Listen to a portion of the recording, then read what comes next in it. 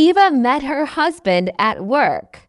She had just gotten a job at the firm and he was already working there. A handsome and cheerful guy, he immediately won Eva over with his charm, showing signs of attention. On Eva's birthday, he came with 2 huge bouquets of flowers, one for Eva and one for her mom, who was very happy about it. They dated for 2 years to get to know each other better, and once married. Mark told Eva right away that she would have to quit her job, take care of the house, and raise their future children. And Mark would take care of their trouble-free existence, as he would be promoted at work, and there would be no difficulty in money. Eva listened to her husband and wrote a letter of resignation. The director of the firm did not want to let Eva go, as she was a valuable specialist and an excellent analyst. In the end, however, he agreed on the condition that if Eva wanted to return, she could not hesitate to contact him and he would be happy to take her back. Mark and Eva had 4 children, 2 boys and 2 girls. Mark was happy to be a father and dreamed of having another son. However, there was little help from him in bringing up the children. He was very tired at work.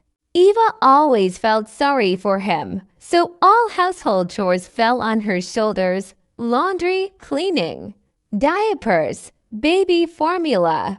Besides, the new position was difficult for Mark, and Eva helped him with analyses and calculations.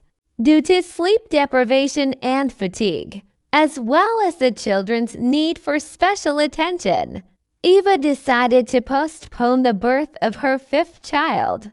One evening, after Eva had read a story to the children and put them to bed, she remembered that she had not eaten all day. It was late, so she decided to have some tea.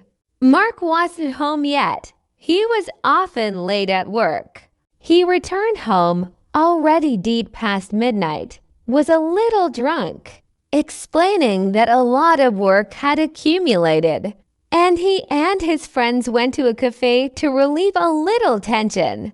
"I will not eat. My friends and I had a snack, so eat alone, and I went to bed. Very tired," he said.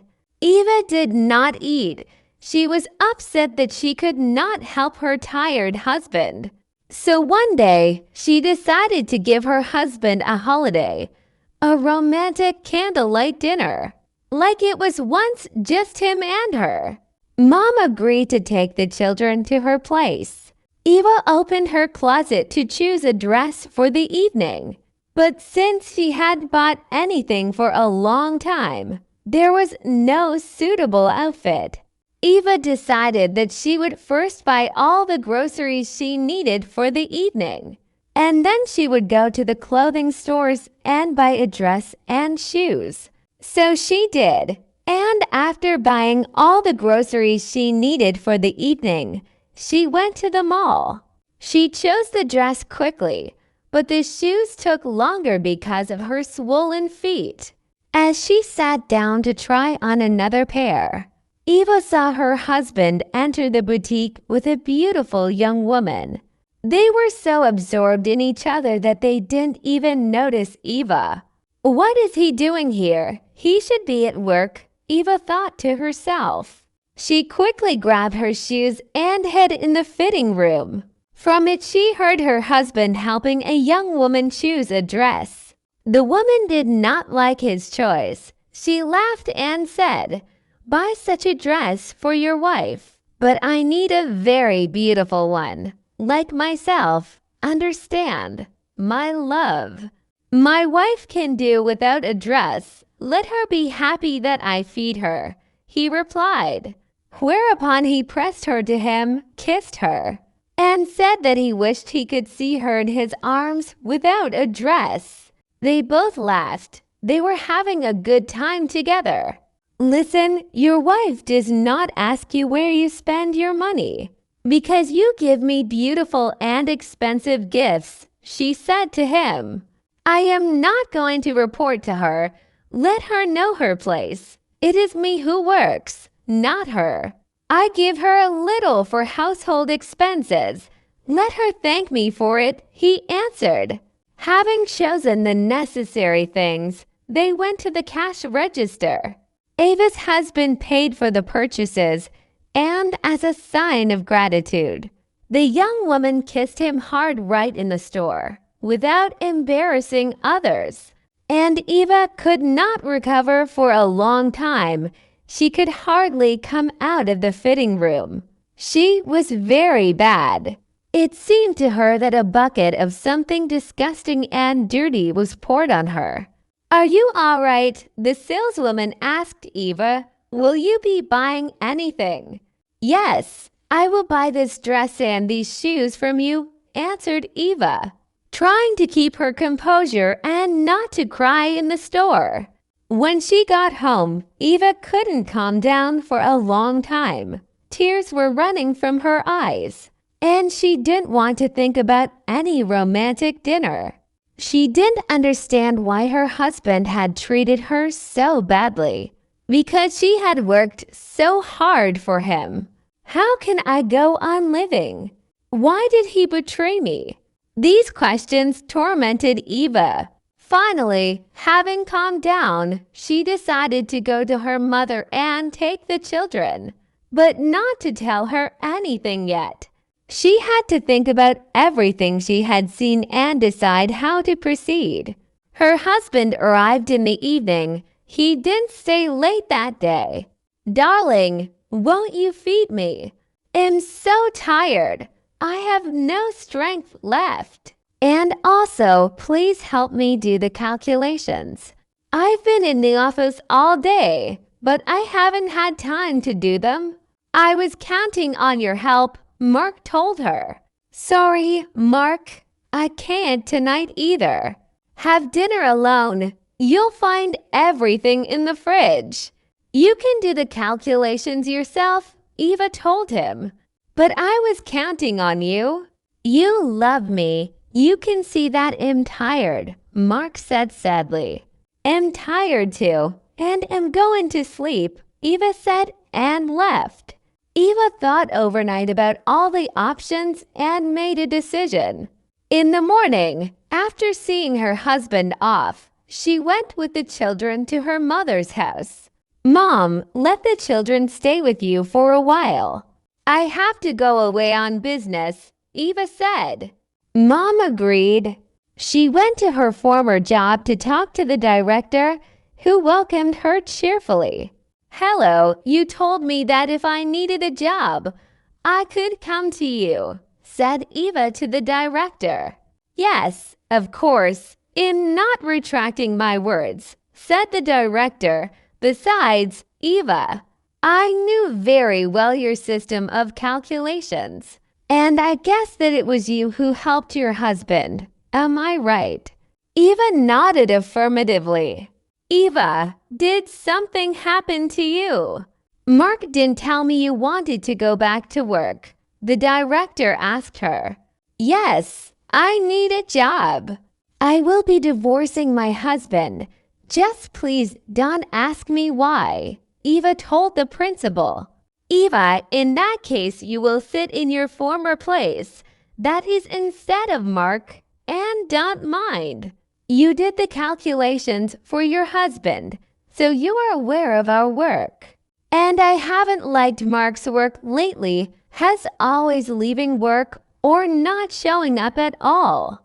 So starting tomorrow, you're going to work. I think I will give you a free schedule to go to work for a month. And when you do your business, you will have a full-time job, the director told her. Eva asked the director not to inform Mark about her return to work, to which he agreed. After a long conversation with the director, she went to her mother's house to pick up the children. When she got there, Eva told her that she was going to work tomorrow. Seeing her mom's surprise, Eva decided to explain herself. Mom, Mark is cheating on me. He has another woman. I saw them together, said Eva.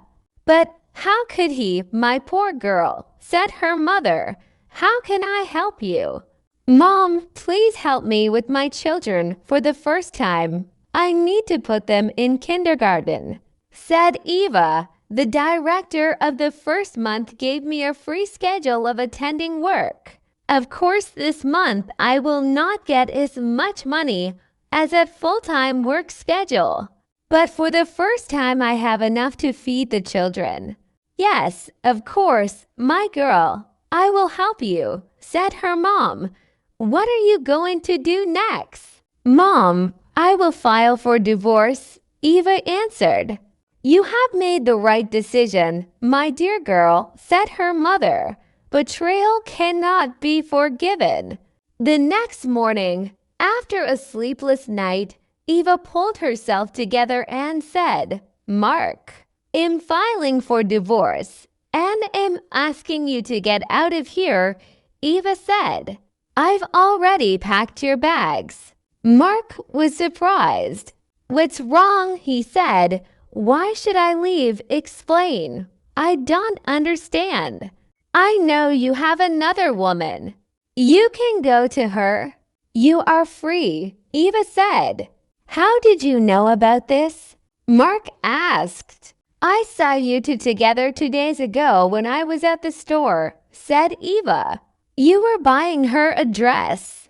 Yes, I have a woman. And unlike you, she is beautiful and well-groomed, Mark shouted. But what you have become like, look at yourself. You have become like a hen. How will you be without me? Continued Mark. You live on my money. Will you be lost without me? I won't be lost, Eva replied. I'm going to work from tomorrow. The director has put me in your position. What? That can't be. I'll talk to the director about not hiring you, believe me.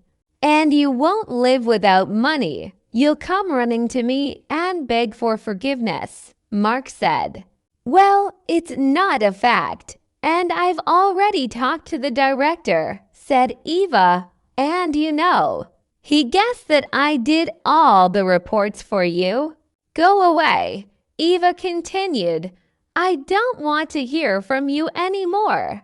Mark took his suitcases and left. The next day, Eva filed for divorce, having discussed all the details with the lawyer. A few months later, Eva had successfully placed the children in daycare and was working full-time in the position previously held by Mark. She was a valued employee and her work was satisfying. Mark, on the other hand, after losing his position and salary, realized that he had lost much more. One day he approached Eva looking exhausted and humiliated. Can I talk to you? He said. Okay, she said, just hurry up. I have a lot of work to do. I would like to ask your forgiveness and return to my family, he said. I have left my mistress. I have realized everything, and I want us to live as before. No, Mark, it won't be like before. And it wasn't you. It was your mistress who left you. You don't have that kind of money anymore, and you don't have the ability to give her expensive gifts. So she didn't need you. Mark, there's nothing more to talk about. You've traded your family for a mistress. Please leave me alone. I have a lot of work to do, Eva told him. The decision to divorce was not easy, but it was worth it. The children quickly adapted to kindergarten and had already made new friends. Mark tried to contact Eva several times, but she remained adamant. Over time, Eva became a well-known analyst in her field. She gave interviews, wrote articles, and participated in conferences. Her success in her work made the director very happy, and he never regretted hiring Eva. Because thanks to her work, the firm made a good profit. One evening, after a long day of work, Eva returned home, where she was greeted by the laughter and joyful cries of her children. Her mom was helping them paint. Eva hugged her mom and said, "Thank you for everything. Thank you for your support. I couldn't have done it without you. You would have made it, my girl. I'm sure of it. You are very strong," her mom told her. At that moment, Eva realized that despite all the difficulties, only the best was ahead of her.